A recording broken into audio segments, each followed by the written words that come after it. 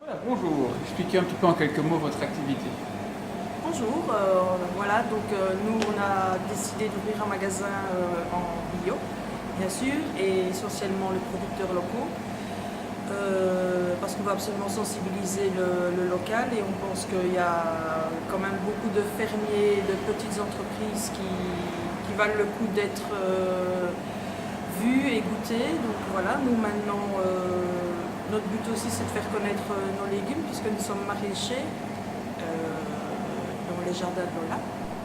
Alors depuis quand êtes-vous installé ici à Amois?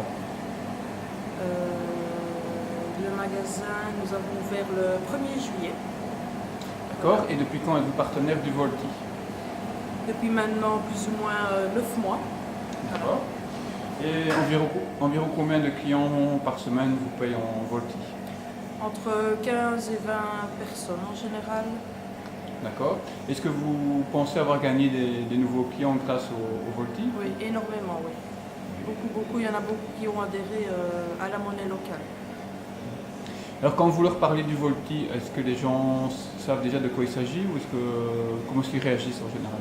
Je dirais que sur la clientèle, j'ai 60% qui ont très bien réagi. Les autres, ils se posent encore beaucoup de questions sur le Volti, bien sûr. Ils ne comprennent pas tout à fait le système. Et voilà, je suis là aussi pour expliquer. Et le fait que je sois banque de change fait beaucoup aussi à ce niveau-là. Voilà.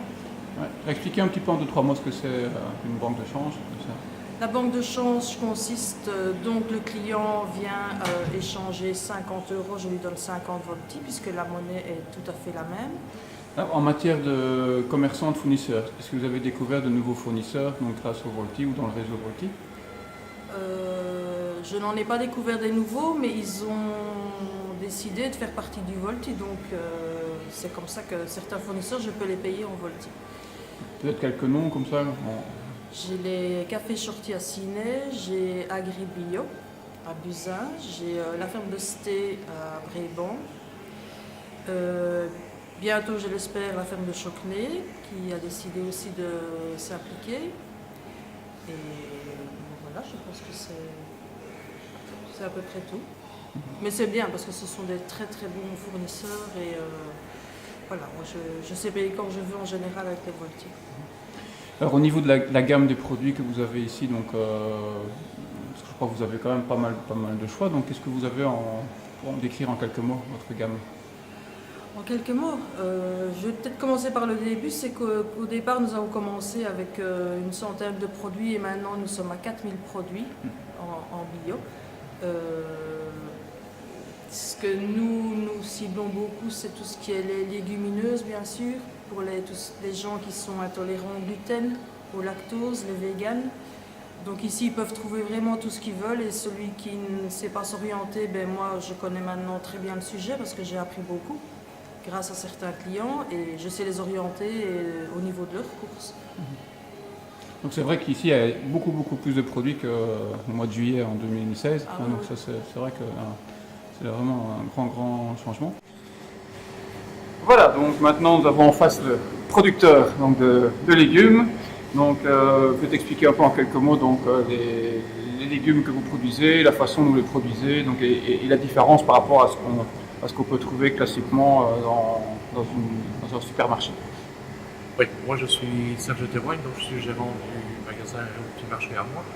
Mais en plus je suis maraîcher depuis 5 ans, maraîcher en reconversion bio, mais c'est une appellation qui ne me plaît pas parce que dès lors qu'on parle bio, ça bloque un peu les gens. Je crois que je travaille façon grand-père et grand-mère et je travaille tout à fait naturellement. Donc il n'y a pas d'engrais, il n'y a pas de pesticides, il n'y a pas d'insecticides et on laisse faire la nature.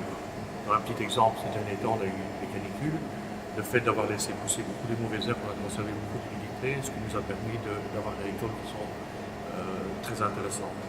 D'autre part, on fait une association entre légumes, donc un genre de permaculture, ce qui permet, prenons l'exemple du poireau, de la carotte et de l'oignon, ces trois légumes qui vont super bien ensemble, et ça permet de chasser soit la mouche du poireau, soit le ver de la carotte, soit un bon répulsif à travers l'ail, l'oignon et l'échalote qui permet d'avoir des prédateurs tenus à distance. On a une façon de travailler qui fait que c'est un jardin qui est sauvage. On laisse vraiment faire tout le monde. Je crois qu'il y a place pour tout le monde. Et le fait aussi d'avoir des mauvaises herbes en quantité dans le potager, on découvre de nouvelles fleurs qui, elles seules, apportent des nouveaux insectes. Et là, le règne animal se fait, puisque si on a des nouveaux insectes, on a un nouvel insecte qui est le prédateur du prédateur. Voilà, donc on a un règne qui se fait. Je crois qu'il y a place pour les limaces, je crois qu'il y a place pour les chenilles, il y a place pour tout le monde. Naturellement, il faut essayer de gérer un petit peu ça si jamais l'un l'emporte sur l'autre. Mais où on se diffère très fortement des autres, un jardin à visiter bien entendu, c'est que nous on ne fait pas de monoculture. Voilà, dans le bio aujourd'hui on a énormément de monoculture. On a 10 hectares de poireaux, on a 10 hectares. Chez nous, s'il y a 10 000 poireaux, on ne les voit pas parce qu'ils sont dispersés. Donc au risque de nous répéter, ils sont associés à d'autres légumes, mais ils sont associés aussi avec des fleurs. Pourquoi? Parce que certaines fleurs apportent des prédateurs justement des ennemis qui peuvent être fréquentés. Et donc pas de monoculture chez nous, et on a donc forcément un côté gustatif qui est nettement supérieur. Prenons bêtement la culture de la tomate à laquelle on va ajouter du basilic à côté. Ça veut dire que la tomate, elle va non seulement on ne l'arrose pas, ou le moins possible, donc elle va descendre à 50, 60, 70 cm de profondeur, elle va aller chercher son nutriment, elle va chercher un combat, donc pour avoir un pied beaucoup plus puissant, mais en plus il va y avoir un échange entre le basilic et le pied de tomate, ce qui fait qu'on arrive à avoir des tomates où on ne peut pas trouver ce genre, excepté bien entendu chez qui cultive comme moi. Et c'est vers nous qu'il faut venir parce qu'on a vraiment, on retrouve un petit peu ce que les grands-parents et les arrière-grands-parents ont fait. Et ils n'étaient pas cons parce que c'est eux finalement qui avaient raison. Voilà, donc il faut absolument laisser revenir la nature, la laisser retravailler et qu'elle prenne le dessus de tout. Voilà, il est parfois question d'écarter les mauvaises herbes pour trouver le légume, mais je peux vous assurer qu'entre les mauvaises herbes, le légume est parfait, il est bon. Voilà.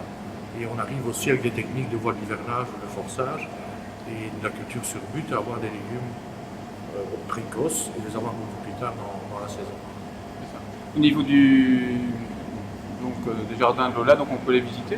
Oui, bien entendu. Il y a des jours précis où... Ce qui est intéressant, c'est de prendre un petit rendez-vous, comme ça je peux consacrer beaucoup plus de temps que si je ne suis occupé. D'autre part, à partir de la semaine prochaine, donc le week-end du 9 jusqu'à fin août, tous les dimanches matins, de 10h30 à midi, je serai présent sur le terrain et je consacrerai mon temps à votre visite. Ça pendant les vacances d'été. Alors j'ajoute que donc forcément le magasin qui marche à moi, c'est une SPRL. Moi je suis en personne physique, j'ai appelé ça les jardins Lola. Pourquoi? Parce que j'ai un petit chien qui s'appelle Lola et il est constamment avec moi dans les jardins. Et donc je produis les légumes en fait pour le magasin, les fruits et les légumes. Ok, merci.